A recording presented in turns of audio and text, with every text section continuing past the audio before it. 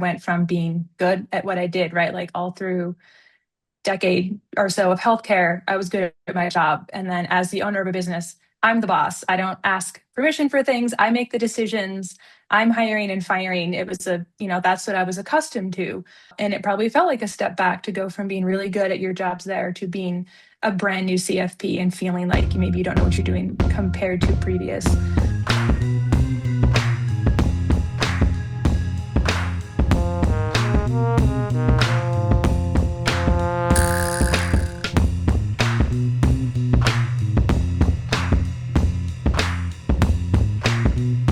Hello, and welcome back to The Blueprint, an FPA NexGen podcast. Today, we're joined by Emily Green and Wilson Liu as they share their journeys as career changers into financial planning. We dive into what resources and habits help them find jobs in financial planning and ultimately succeed as financial planners from their previous roles. Let's take it away. All right, today we got a special edition of the Blueprint and FPA NexGen podcast. This is the Career Changers version. We've got Wilson and Emily from the Career Changers Committee for FPA NexGen. We're going to talk all career changers today. Why don't we just get a background? What was your previous life in a different career? And then how did you transition over to the financial planning industry? Originally, years and years ago, I went to college to be a surgeon's assistant. So my background was all medical. I had been, CNA and stuff through school, but it was always working in hospitals and facilities like that. And then somehow I moved from that to owning a coffee shop for a few years, which I then sold and then transitioned to financial planning. So combination medical and lattes and then finance. For me personally, I'm a recovering engineer. I used to work in tech as an engineer at two different tech firms for it was like 9 years for the first one, 11 years for the second one. So burned out of both companies, and I talked to a friend who was a high school friend who was a CRP professional. He has a fintech firm. He has a master in science. Super smart guy. So I'm a fan of riding the coattails of your smart friends that were smarter than you. So he talked to me about the CFP professional kind of career path, and I took his advice. I had took the coursework while I was still working full time in tech.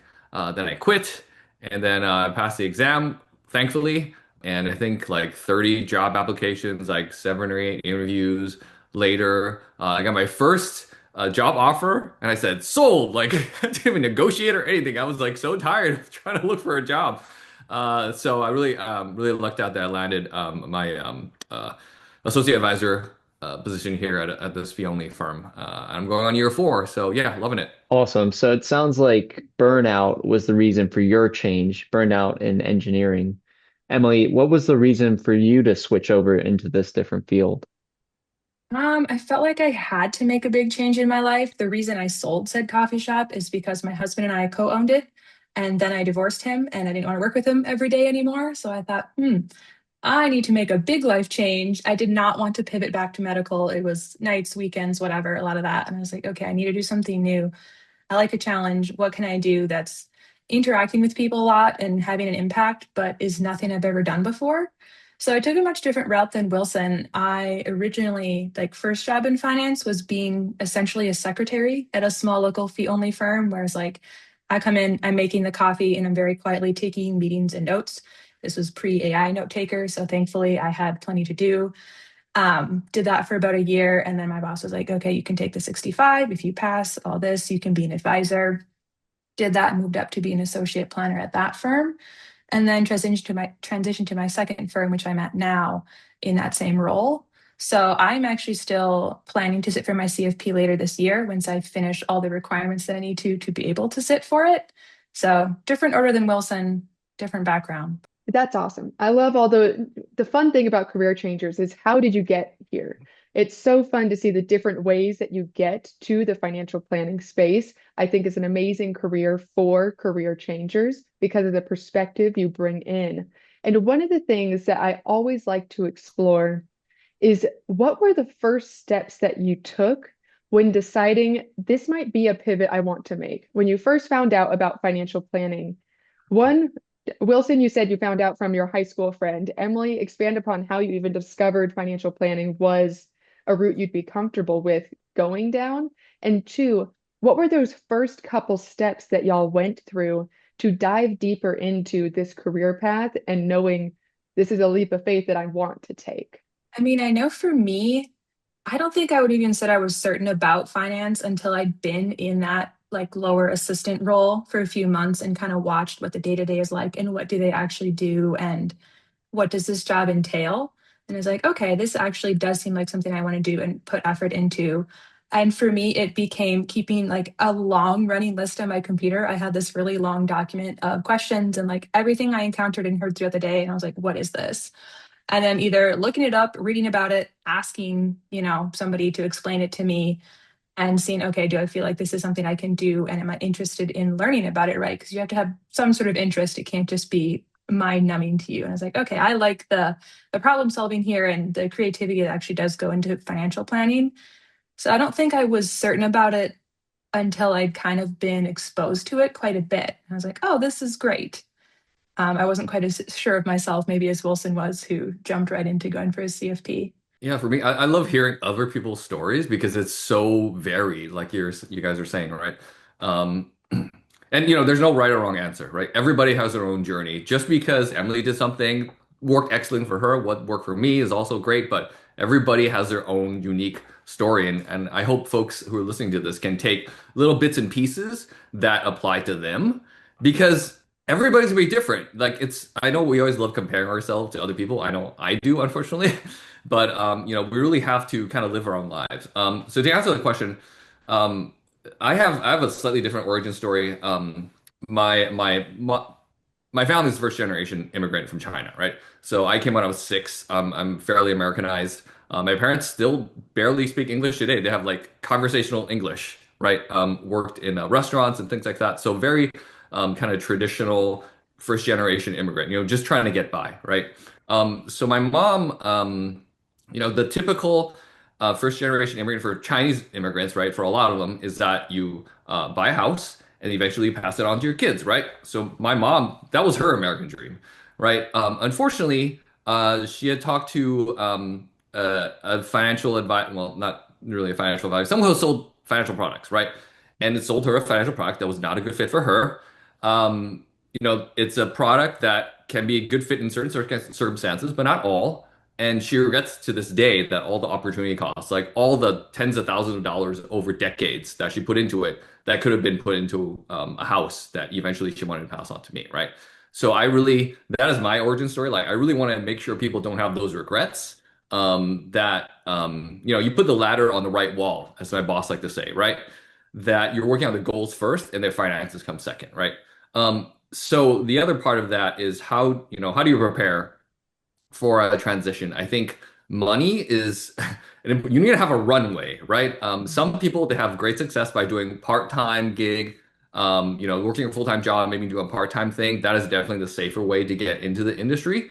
I was very fortunate that I worked in tech. My wife was working full-time. I had her benefits. So when I quit, we had like a really privileged like 2 years financial runway where even if both of us quit our jobs, and I was the only person who was quitting at the time, right? So even if both of us quit, we'd still be okay, right? So I know that comes from a place of privilege, and most people aren't able to do that. So if you do you, figure out what you can do, get a financial runway, and if you can't just kind of like jump ship, then don't, right? You need to live, right? You need to have a part-time job, whatever you do. I know a financial advisor who started his own firm. He was driving Uber, right? And other people that are doing these like side gigs and like DoorDash and things like that, you got to do what you got to do to take care of yourself and your family. But think about that first. And I know I'm kind of rambling here. The last thing I would say is I totally agree with Emily. Like, figure out if this is really what you want to do. I knew from the beginning that's what I wanted to do ultimately. But things like the joining FPA NexGen, right? You have all these study group sessions that you can join, like our new career changers webinars that you can join to talk to other career changers and kind of test the waters to see like, is this what those are all free. And those are great resources you can see to test the waters without paying a dime. Yeah, great mention of them. And we're definitely going to hit the Career Changer Committee and what things you guys are working on this year towards the end of this episode. So It's interesting. There's one part is just the logistics of figuring out, do I want to do this thing? What do I need to do? What do I need to go back to school? And then there's also the psychological shift, right? Because you've been building up a career, a life, and then you're kind of restarting from zero, being a paraplanner, associate advisor typically. Talk to us about that psychological shift and what things you went through as you transitioned into this field. I know for me, that was actually like a huge, huge piece because I went from being good at what I did, right? Like all through decade or so of healthcare, I was good at my job. And then as the owner of a business, I'm the boss. I don't ask permission for things. I make the decisions.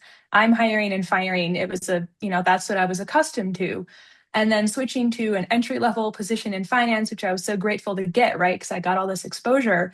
But it meant instead of owning the coffee shop, I have to come in 30 minutes early and make the pot of coffee for everyone else in the office because that's my role, right? And that was a question I was asked in the interview by the person hiring was like, are you going to be okay taking what is essentially a huge step down and having to answer to other people and not be the boss anymore?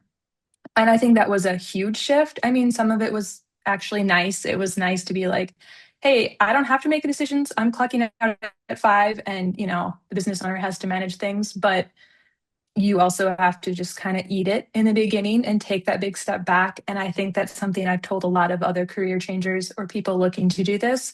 You have to be willing to do that in a lot of situations, especially like, Wilson coming from tech. I'm sure that was a huge transition for you that we'll hear about. And it probably felt like a step back to go from being really good at your jobs there to being a brand new CFP and feeling like maybe you don't know what you're doing compared to previous.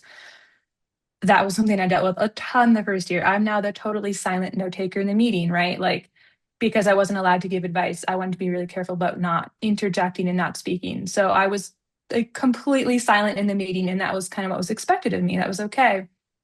And then when I did get licensed and switched to being an advisor, and I suddenly started talking in meetings to these clients who are used to me being completely quiet in the corner. They're like, well, why would I listen to you? I was coming from a place of no authority. They met me as a quiet secretary, and suddenly I'm giving them advice on how to manage their life savings and like really important things.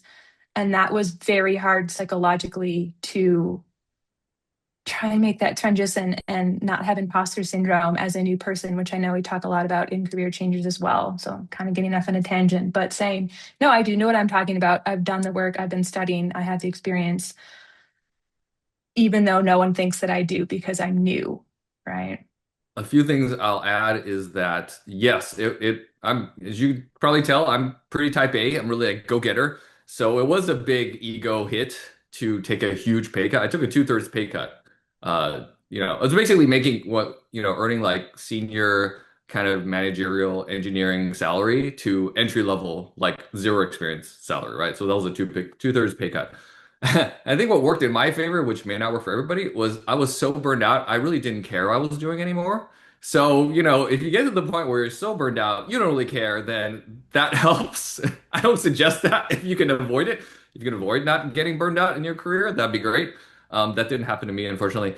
The other thing is Emily made a great point about imposter syndrome. I still get it 4 years on, right? I have the CFP marks 2 years ago. Still get it, right? I think what helps at least land the role and helps with some of the imposter syndrome that I still get frequently is going on the CFP track, right? Like studying, right? That's the other way to figure out if you like this or not. Like if you're starting the course where you're like, oh, this is not for me, then maybe, at least you saved yourself some time and effort in not, having to pay for the exam and trying to find a job in the industry, right? But hopefully, especially for folks listening to this, is that you're starting the CFP coursework or like you're doing research and it's like, wow, this seems really interesting, right? There's so many facets to this. So I think that's really helpful in kind of preparing you mentally to get into the game, to get into financial planning, because showing that you've done all this work, all this effort to, go as far as you can to get your CFP marks, you can at least, even with zero experience, you can at least pass the exam, right? It's going to cost a lot of money and a lot of time and effort. And I'm glad my wife didn't divorce me while I was cramming for the exam. Well, you can't really cram for the exam, but studying really hard for the exam.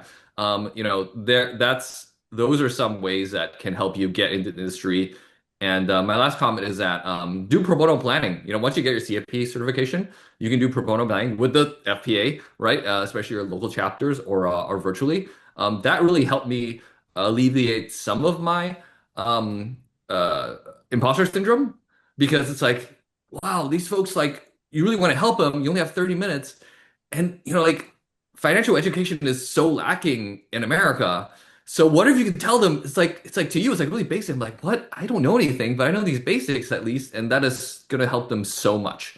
So I think that is another way to kind of earn your stripes in the industry as a entry level. Yes, having more of the conversations and realizing that you are an expert in the room definitely helps with imposter syndrome because when you just meet with a bunch of other next gen planners or other seasoned financial planners, you tend to compare yourself up to them instead of comparing yourself to the clients that you're helping and understanding that your knowledge is super beneficial to them. And in that same vein, I think career changers have an amazing strength that those that have been in financial planning since the beginning of their career don't necessarily hold, in that they know what it's like to work in other types of jobs and other types of compensation models. And so, one piece I want to learn from y'all is what is a skill set that you believe has been a strength as you transition to financial planning? What's a skill set that you learned in your past job that you think has been helpful in your transition to financial planning? I would say for me personally, a lot of the people skills actually translated. Like working in healthcare, you have what they call bedside manner. And then as a coffee shop owner, I was there every single day because I was a very obsessive owner. And it was, that customer service personality that people talk about where it doesn't matter how you feel, people come in and hi, how I'm happy to see you. What can I do for you constantly? So that actually helped a ton in client meetings, both with kind of overcoming imposter syndrome, making sure everyone felt comfortable in the room, and that kind of tension that you can create if you're uncertain about yourself. Have 2 minutes of small talk in the beginning. It's not that hard, and it kind of sets the tone. And the ability to just automatically do that, because I'd done it every single day at work for years and years and years, was really helpful versus maybe someone who had a job in a back office and a computer by themselves. That might be something they have to really force. And that is not something I find I have to work at. I can fill the room with conversation if I need to my detriment sometimes. But actually, it was very, very helpful that comes natural to me now because of my previous jobs. It's so funny you mentioned that because I was the guy in front of the computer in the back office for the longest for like 20 years. And I thought, why would anybody want a client-facing role? They just complain about why your software isn't working correctly and doesn't meet their needs, right? So I was very anti-client facing because I was the engineer and my clients were other engineers and quality assurance and product managers, right? So that was a big switch. But what I totally agree with Emily about in terms of like bedside manner, right? What helped me kind of unintentionally was that I was a part-time ski school instructor for our local mountains. I was like a two hour away in Big Bear Lake, our local resort. And so we're with 4 to 7 year olds, right? So some kids have never skied before in their entire lives, and they're crying, and they want my parents. So what my boss told me after he hired me was like, "Oh yeah, that was one of the reasons why we hired you because if you can take care of the emotional needs of kids, you can probably do it for adults as well." So that was kind of promising. And I mentioned that because the CFP, when you start in your CFP curriculum, like that is super technical, right? Not to say that you can be not like you have to be technical, but you can learn. Most of us can learn the technical parts. What the CFP curriculum cannot teach you is really hard to teach are the people skills. All this are the soft skills, right? The closest thing that they reached to that was I think 3 or 4 years ago. They added the behavioral finance portion. They kind of increased the amount of material for that. And that is still technical. You can learn about, anchoring and, all these biases, but to actually talk to clients, that is really hard to replicate in the coursework. So I feel like the CFP coursework is great for technical. But if like Emily has all that experience working with people face to face, be personable, I think that is a real strength that you can kind of focus on and work on while you're trying to get into the industry to be more balanced, right? Because technical equals CFP, but everything else outside of technical, those are things you can really bone up on. Yeah, I love this different approach or different journey into it. So let's dive in a little bit deeper. So Wilson, you've got more of a technical spreadsheet side to you, I'm guessing. So I'm sure the calculating, the problem solving came quicker to you. So how did you learn more about the behavioral side, dealing with people, customer service side? And then Emily, the flip side of the question, how did you work on your financial planning experience and skills? So our firm, Stone Steps Financial, is a life planning firm. So my boss Scott is a registered life planner. So for the Kinder Institute of Life Planning. So he actually sent me to two of the three trainings for the RLP, right? So I had two of the three trainings. I like one was on virtual, the other was in person. And literally, I don't get paid to say this. It was literally life changing to help me become a better husband, a better human, and a better listener to clients, right? So those are some of the soft skills. This is a very experiential type of training that it's hard to do if it's on Zoom. But that is what really helped me kind of get to the next level. I mean, I'm still working on it, obviously, as my wife likes to point out that I still need to work on my people skills. I think it kind of jumped me to the next level much faster and this was within like the first 2 years, right? Side note is look for firms that really invest in you, right? That they're gonna pay for your training. I was only there for like 2 months, and they're like, "Hey, we're gonna send you to this training, like on Zoom." Like, wow, really? That's awesome. So those are the type of firms you would look for if I were you.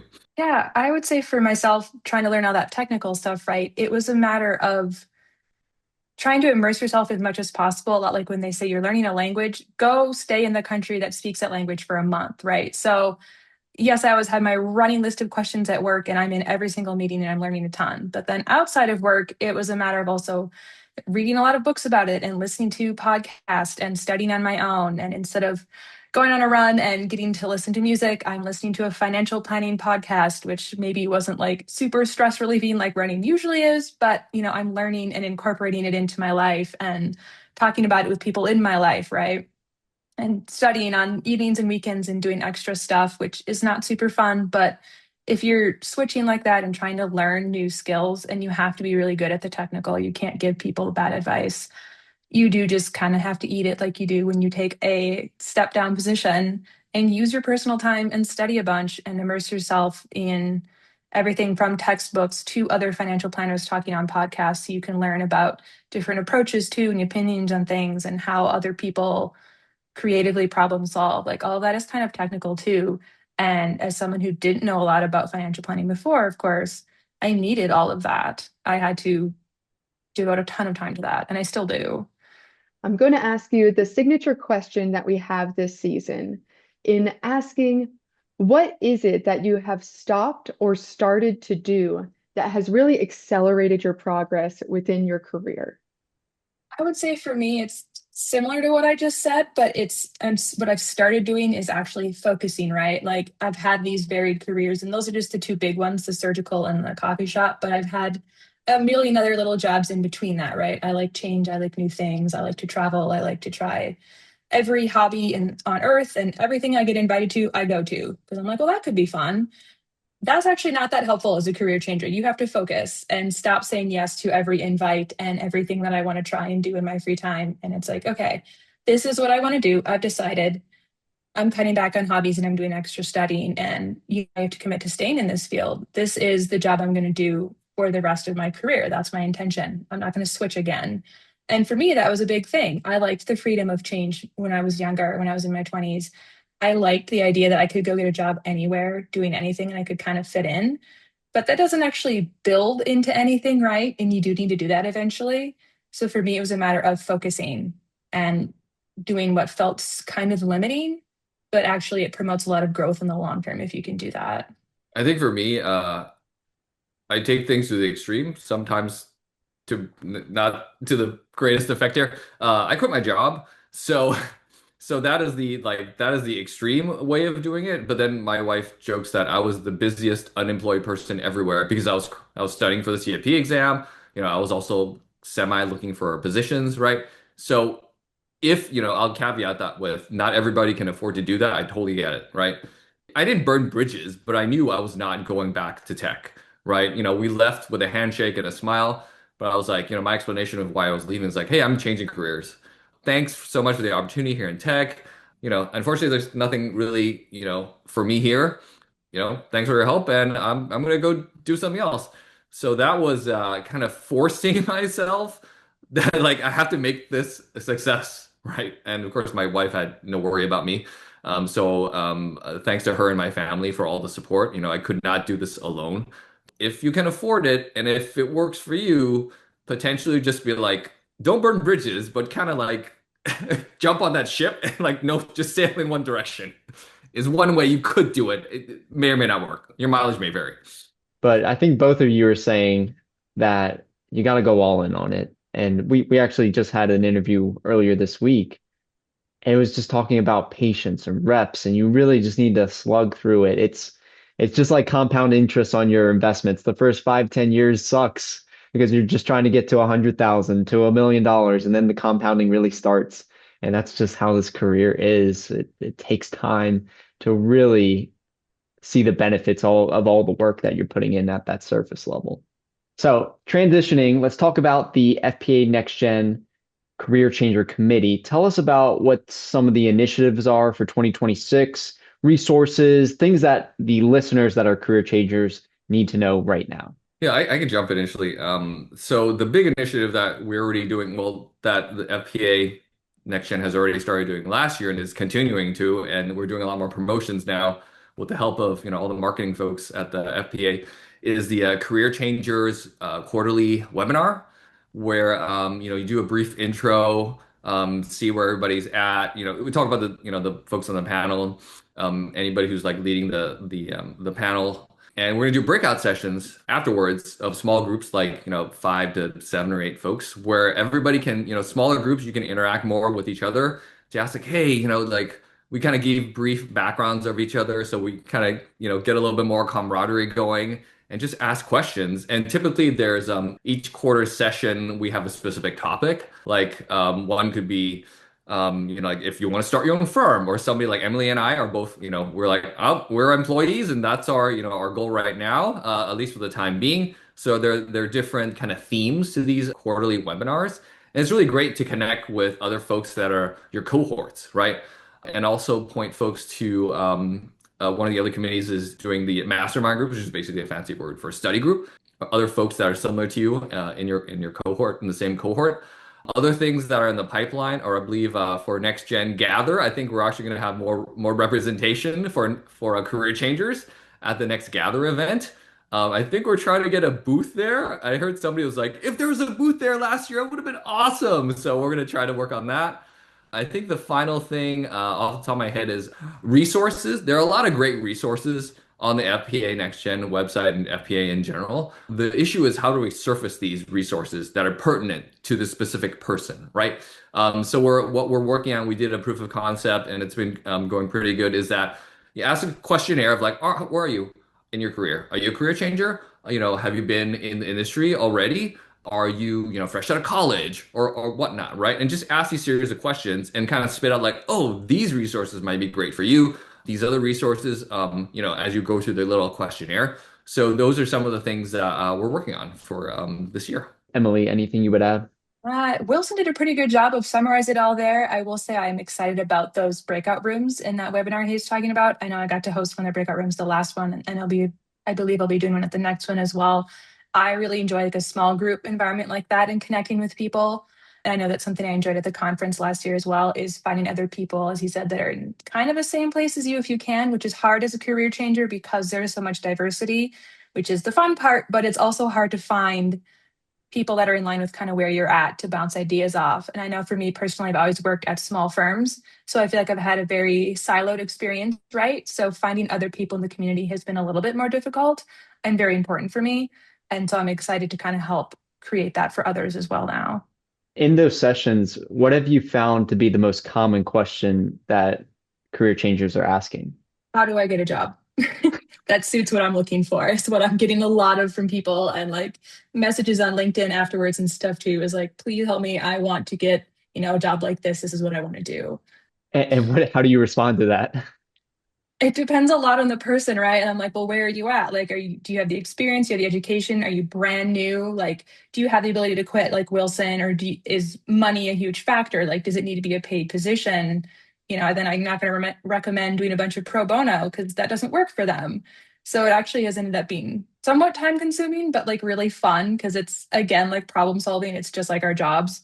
So I've enjoyed it, but it's something I don't have blanket advice for because every single person so far has been really different. Whenever y'all were looking for the firms that y'all currently work with, what were some of the green flags and red flags you had in your mind for where you wanted to be employed in the financial planning firm? I know more now of what I should have been looking for. So hindsight 2020. What I would be looking for now, I'm not looking for a new job. I love my job here.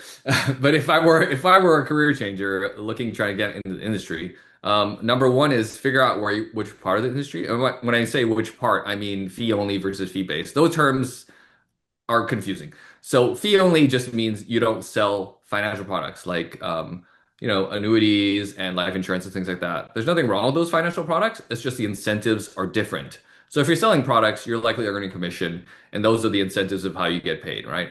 The other end of the spectrum is so that's fee based, right? The confusing term fee based. What is the opposite of fee based? Is fee only. Fee only just means you get paid to give financial advice, right? You don't sell any products. So there's, the incentives are different, I would say. Not like one is better than the other necessarily. If you're looking for a fee-only position or getting as far as you can on the CFP track is very beneficial because, I look at the jobs that are out there to help other career changers, right? And overwhelming majority of fee-only firms talk about the CFP track. Not that you pass the exam, but like, oh, are you doing studying and things like that. So yeah, I think that would be the top thing to figure out which part of the industry you want to be in. And real quick, what are other green flags? Like I was mentioning before, like mentorship, pay for training. When they say not every one of us wants to have our own firm and have our own like book of business where you have to attract clients, then you have to retain clients, and you do the financial planning, right? So if you're not interested in that, you just want an employee, similar to Emily and myself. You might want to look for a firm, prefer a firm that's like, oh, don't worry about book of business. You're here to learn how to become a planner. You're not responsible for business development. I think the only red flag would be unlimited income. You can make anywhere from 100,000 to $30 million, right? That would be a red flag of like, okay, you're just gonna be selling things to people, and how much time do you have to do for planning? Yeah. The only other thing I would add is I know when I've looked for jobs and things like that, I will kind of very directly ask in the interview. I'm like, I'm still at a place where I want to learn a lot, right? Like I've only been doing this for a few years. I've always more to learn. I want someone that I can ask direct questions to. I've got my running list still to this day of things that I'm like, I want to learn more about this.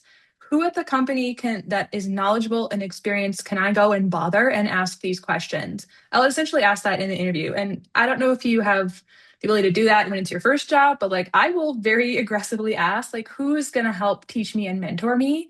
And I've gotten some good responses to that, some negative, but the people that are going to be willing to do that and kind of train you up and take an interest in you, like that you ask that. So you may, turn off some jobs that are be like looking for a very high productivity person or want you to sell as much as humanly possible. They're not going to like that you ask that. So depending what you're looking for, don't say that. But in my case, I do, and that's helped find, like a good fit for myself and an environment where I feel like I can learn a lot. And if it's cost me some jobs, I'm kind of willing to take that. Yeah, it's okay to be a little picky for the right situation. So I'm curious to get your opinion on this, just since we're talking about getting hired. Do you think it is easier or harder as a career changer to get a job versus somebody that went to school for financial planning?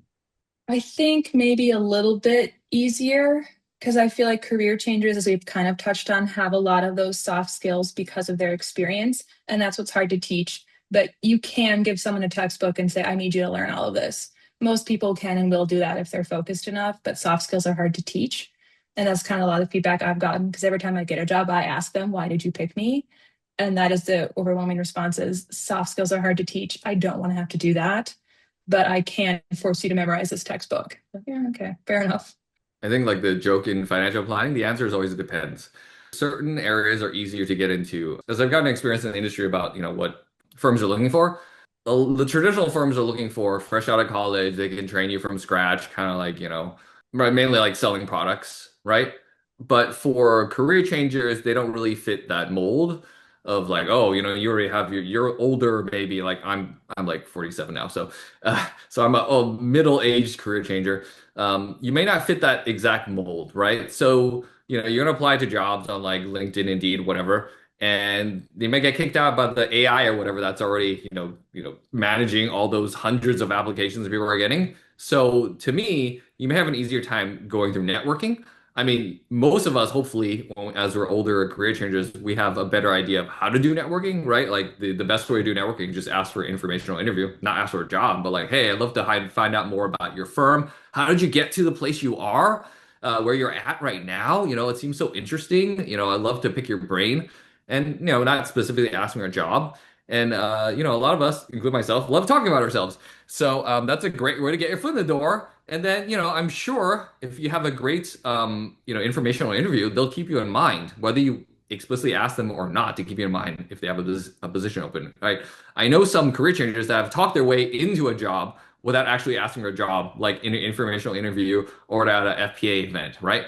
So I think that's the advantage that career changers have because they have those networks. They likely, hopefully, already know how to network, right? And even though it may not fit the exact mold that the job application is looking for a specific model, employee, I think those are some of the advantages that you can focus on to get your foot in the door as a career changer. Is there anything else that you want to make sure that we share with any career changers listening to us today? Join FPA NexGen. NexGen is all about, sorry, I know I had to do the plug.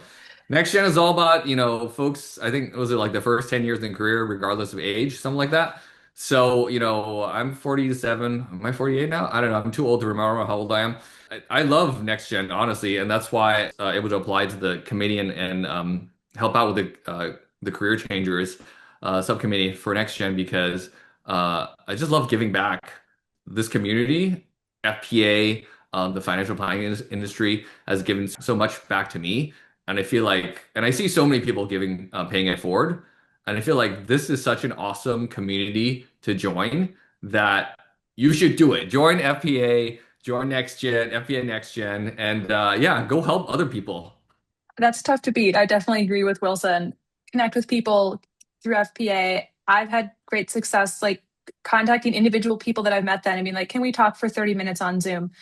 No one has told me no. Everyone is so generous with their time and their advice and their feedback. And it's like, I'm not looking for a job. I don't need anything. I just want to talk to you. I have questions. They're so psyched. Everyone loves talking about themselves. Like Wilson said, we all do. Make connections with people and get involved. Obviously, FPA is the best way, but there's many ways to do it. Don't just keep having that siloed effect. Talk to a bunch of people. It's great. You can learn a ton that way. Cool. Well, thank you so much for being on today. We hope you guys get the booth for FPA NexGen Gather. We'll be there. We'll hopefully see you guys there. And thank you for listening. This has been the Blueprint and FPA NexGen Podcast.